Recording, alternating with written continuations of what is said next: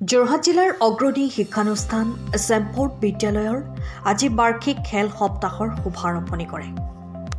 যোৰহাট গড়মূৰস্থিত চেম্পৰ্ট বিদ্যালয়ে বিগত বৰ্ষসমূহতো ছাত্ৰ ছাত্ৰীসকলক কেৱল শিক্ষাৰ মাজতে আবদ্ধ নাৰাখি শিক্ষা, সাংস্কৃতিক আৰু ক্ৰীড়াৰ ক্ষেত্ৰত নিজকে প্ৰতিষ্ঠা কৰা তথা সুপ্ত প্ৰতিভা বিকাশৰ এখন মঞ্চ প্ৰদান কৰি আহিছে। সেই উদ্দেশ্য আগত ৰাখি বিদ্যালয়খনৰ প্ৰাংগণত আৰম্ভ হয় খেল সপ্তাহৰ শুভাৰম্ভণি। এই শুভাৰম্ভণি অনুষ্ঠানত ছাত্ৰ ছাত্ৰীসকলক উৎসাহিত কৰাৰ লক্ষ্যৰে বিদ্যালয় কৰ্তৃপক্ষই নিমন্ত্ৰণ জনাই আন্তঃৰাষ্ট্ৰীয় খ্যাতিসম্পন্ন ফুটবল ৰেফাৰী সুমন্ত দত্ত আৰু ৰূপৰ পদক বিজেতা চেহৰিজ চুলতানা হুছেইনক। উপস্থিত দুয়োগৰাকী সমল ব্যক্তিয়ে ছাত্ৰ ছাত্ৰীসকলক ক্ৰীড়াৰ ক্ষেত্ৰখনক উদ্দেশ্যি সাৰুৱা বক্তব্য প্ৰদান কৰে। ইয়াৰ লগতে অনুষ্ঠানটিত যোৰহাটৰ শিক্ষা, সামাজিক, সাংস্কৃতিক তথা ক্ৰীড়াৰ লগত জড়িত কৰ্মী জয়ন্ত নাথ, নয়নজ্যোতি শৰ্মা, দিগন্ত বুঢ়াগোহাঁই, দীপক নাথৰ লগতে যোৰহাট জিলা পেৰালিম্পিক সন্থাৰ সভাপতি মনোজ বৰাকে আদি কৰি বহুকেইগৰাকী গণ্যমান্য ব্যক্তি উপস্থিত থাকে। অনুষ্ঠানটিত প্ৰথমে বিশিষ্ট ব্যক্তিসকলক মাৰ্চ পাষ্টৰ কেডেটসকলে উষ্ম আদৰণি জনোৱাৰ পাছতে পতাকা উত্তোলন আৰু মাৰ্চ পাষ্ট আৰম্ভ হয় আৰু বিদ্যালয়খনৰ পৰা ৰাজ্যিক তথা ৰাষ্ট্ৰীয় পৰ্যায়ত খেলত অংশগ্ৰহণ কৰি গৌৰৱ কঢ়িয়াই অনা ছাত্ৰ ছাত্ৰীসকলৰ দ্বাৰা অলিম্পিক শিখালৈ দৌৰা সদৃশ এক পৰিৱেশ সৃষ্টি কৰি উপস্থিত সকলোকে আপ্লুত কৰে। ইয়াৰ পাছতে বিভিন্ন সাংস্কৃতিক অনুষ্ঠানসমূহৰ আনুষ্ঠানিকভাৱে শুভাৰম্ভণি কৰা হয়। যোৰহাটৰ পৰা অনুপম বৰা ৰিপৰ্ট, পুহুৰ লাইভিত। পৰা পঢ়াৰ লগতে ক্ৰীড়া আৰু সাংস্কৃতিক আমি সমানে গুৰুত্ব দিওঁ। গতিকে আমি এটা কথা সদায় কওঁ যে এখন স্কুলৰ দায়িত্ব কাৰোবাক ডক্টৰ বা ইঞ্জিনিয়াৰ বনোৱাটো নহয়। এখন স্কুলৰ দায়িত্ব হ'ল সমাজখনৰ বাবে ভৱিষ্যতৰ নাগৰিক সৃষ্টি কৰা বা দেশখনৰ নাগৰিক সৃষ্টি কৰা। আৰু ডক্টৰ ইঞ্জিনিয়াৰ হ'লে এখন সমাজ গঠন নহয় বা এখন দেশ চলিব নোৱাৰে। তাৰ কাৰণে আমাক খেলুৱৈ লাগিব, শিল্পী লাগিব, সকলো ধৰণৰ মানুহে আমাক লাগিব। গতিকে সেইবোৰ ক্ষেত্ৰতো আমি সমানে গুৰুত্ব দিয়া হয়। বেলেগ বিদ্যালয়ৰ নিচিনাকৈ মাৰ্কছৰ দৌৰটো আমাৰ স্কুলত নাই।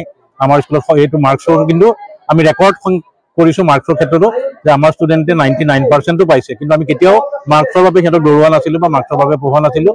তেওঁলোকক আমি খেলা ধূলা বা সাংস্কৃতিক লগত আমি সমানে একেলগে চলাই থাকোঁ। আজিও আমাৰ প্ৰত্যেক বছৰৰ দৰে আজি শিশু দিৱসৰ দিনাখনেই আমি আৰম্ভ কৰিছোঁ আমাৰ যিটো আমাৰ বিদ্যালয়ৰ ক্ৰীড়া আৰু সংস্কৃতিৰ বাৰ্ষিক যিটো হয় অনুষ্ঠান, এইটো আৰম্ভ কৰিছোঁ আজিৰ পৰা। আমাৰ প্ৰায় এসপ্তাহ ধৰি ক্ৰীড়া আৰু সাংস্কৃতিক সকলো ধৰণৰ প্ৰতিযোগিতাবোৰ হ'ব। তাৰ পাছতে 21, 22 আৰু 23 তাৰিখে সাংস্কৃতিক অনুষ্ঠানো ইয়াতে অনুষ্ঠিত হ'ব। সাংস্কৃতিক অনুষ্ঠানত আমাৰ প্ৰত্যেকজন ছাত্ৰ ছাত্ৰী অংশগ্ৰহণ কৰিব। ক্ষেত্ৰত আমি কি কৰিছিলোঁ যে ছাত্ৰ ছাত্ৰীসকলে যাতে খেলৰ লগতে নিয়মানুৱৰ্তিতা বা অন্য ধৰণৰ যিখিনি তেওঁলোকৰ থাকে মানে আপোনাৰ খেলৰ লগত সম্পৰ্ক থকা সেই কথাবোৰ যাতে শিকিব পাৰে, তাৰ কাৰণে আমি মাৰ্চ পাষ্ট হৈ গ'ল দেখিলে আপোনালোকে। তাৰপিছতে আমাৰ মানে শিক্ষা লৈ পেলাই আমাৰ অলিম্পিক শিক্ষা লৈ আমাৰ যিসকল ছাত্ৰ ছাত্ৰীয়ে আমাৰ বিদ্যালয়ৰ পৰা অসমক প্ৰতিনিধিত্ব কৰি বিভিন্ন খেলা ধূলা কৰিছে, তেওঁলোকে আমাৰ আজি শিক্ষা লৈ পেলাই তেওঁলোকে আজি শিক্ষা জ্বলালে। গতিকে তাৰ পাছতে আমাৰ এই অনুষ্ঠানটো হৈ আছে। লগতে আমি দুজন বিশিষ্ট ব্যক্তিক আজি আমালৈ নিমন্ত্ৰণ জনাই আনিছোঁ ছাত্ৰ ছাত্ৰীসকলৰ লগত চিনাকি কৰি দিবলৈ। তাৰ এজন হ'ল সুমন্ত দত্ত। তেওঁ ফিফা ৰেফাৰী হিচাপে অলপতে তেওঁ নিৰ্বাচিত হৈছে। অসমৰ একমাত্ৰ এতিয়া ফিফা ৰেফাৰী তেওঁ। গতিকে তেওঁক আমি নিমন্ত্ৰণ জনাইছোঁ। ডেকা ল'ৰা, তেওঁৰ পৰাও আমাৰ নতুন জেনেৰেশ্যনে কিছু উৎসাহ পাব। লগতে আমি এগৰাকী ছাত্ৰী, নৱমমান শ্ৰেণীৰ ছাত্ৰী চেহৰাজ চুলতানা, তেখেতক আমি বোকাখাটৰ পৰা নিমন্ত্ৰণ জনাইছোঁ। তেখেতে আৰ্ম ৰেচলিঙত অসমক নহয় ভাৰতক প্ৰতিনিধিত্ব কৰি আজাৰবাইজানত হোৱা এটা প্ৰতিযোগিতাত অলপতে তেওঁ চিলভাৰ মেডেল পাই আহিছে। গতিকে দুয়োজন ক্ৰীড়াৰ লগত সম্পৰ্ক থকা ব্যক্তিক আমি ইয়ালৈ নিমন্ত্ৰণ জনাইছোঁ। তেওঁলোকক আমি আমাৰ শুভেচ্ছা জনোৱাৰ লগতে অভিনন্দন জনোৱাৰ লগতে তেওঁলোকৰ লগত পৰা ছাত্ৰ ছাত্ৰীসকলে যাতে দুটা কথা শিকিব পাৰে তাৰ ব্যৱস্থা আমি কৰিছোঁ। ধন্যবাদ। 20 বছৰীয়া যোৰহাটবাসীৰ একমাত্ৰ ভৰসা প্ৰতিষ্ঠান ৰিয়া টি ষ্টল। হয়, যোৰহাট পুৰণি বালিবাটস্থিত বিজি পথত আপোনালোকৰ আপোন আৰু ভৰসাৰ চাহ, মিঠাই, বিভিন্ন সুস্বাদু সমৃদ্ধ বিপণী ৰিয়া টি ষ্টল।